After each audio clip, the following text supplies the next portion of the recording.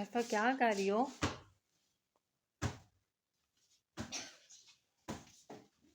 अरफा आप सफाई वगैरह करो, फिर हम हफ्ता बाजार जाएंगे, ठीक है?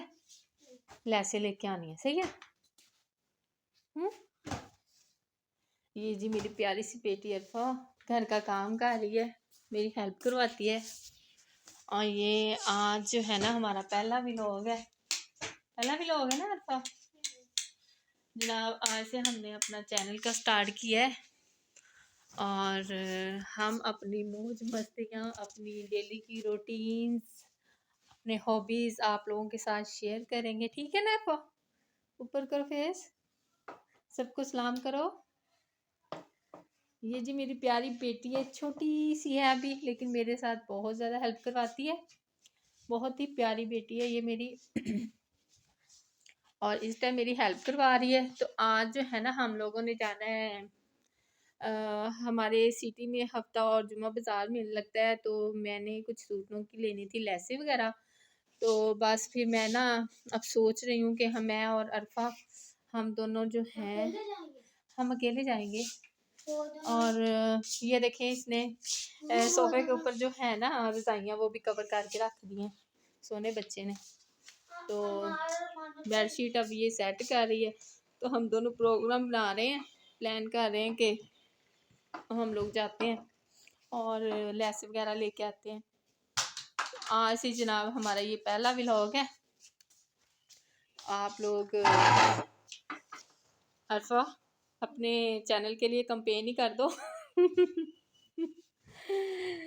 तो फिर हम चलते हैं अपने किचन की तरफ। ये जी जनाब मेरे पास कुछ सूट हैं जिनकी लेसें, इनको स्टिच करने के लिए लेसों की ज़रूरत है और लेसें वगैरह जो हैं वो मैं लेने जा रही हूँ।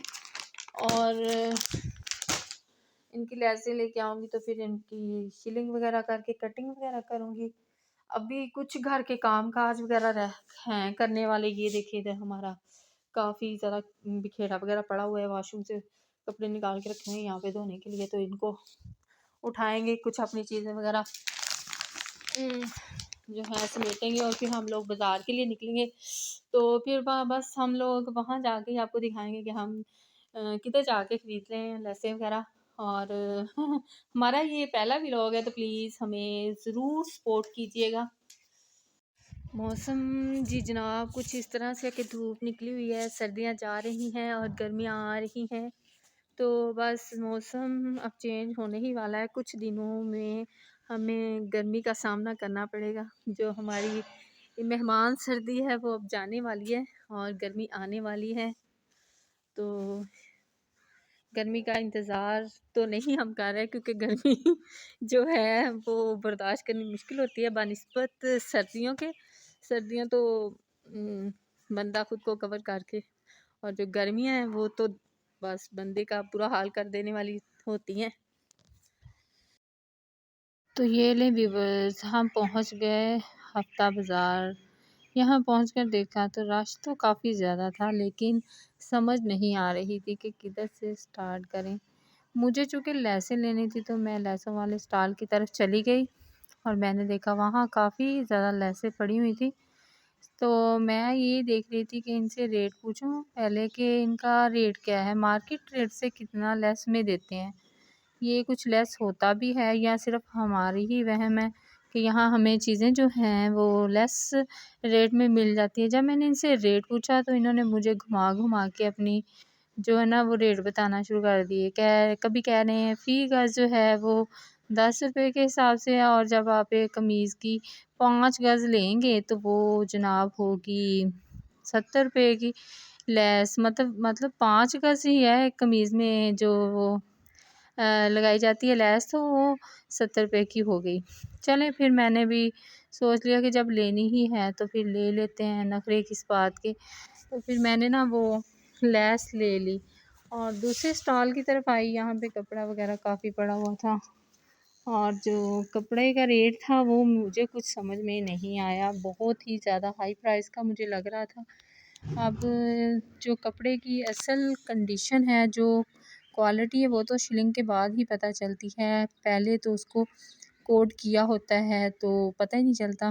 खैर यहाँ से मैंने इरादे अपने चेंज कर लिए इधर उधर घूमना शुरू कर दिया, देखना शुरू कर दिया कि और क्या कुछ है यहाँ पर। मार्केट रेट से कम रेट पर, तो घूमते घामते दोबारा फिर इस स्टॉल की तरफ आ गए। यहाँ फिर मुझे एक पीस पसंद आ गया ऑफ वाइट कलर में, जो मेरे छोटे बेटे के लिए था, और वो पीस उस साइज़ में था कि उसका जो है वो शर्ट बन सकती थी। मेरे पास वाइट कलर में कपड़ा पहले मौजूद था घर में, तो मैंने कहा कि चलें ये ले लेती हूँ। फिर दूसरी तरफ मुझे काफ़ी ज़्यादा गारमेंट्स की वैरायटी नज़र आई, क्वालिटी देख रही थी कपड़ों की और जज कर रही थी कि इनके प्राइस जो हैं मार्केट प्राइस से किस कदर कम हैं भी या नहीं, या इक्वल हैं। हमें यहाँ पे शॉपिंग कैसी मतलब कि मिल जाती है चीज़ें लेस रेट में या नहीं।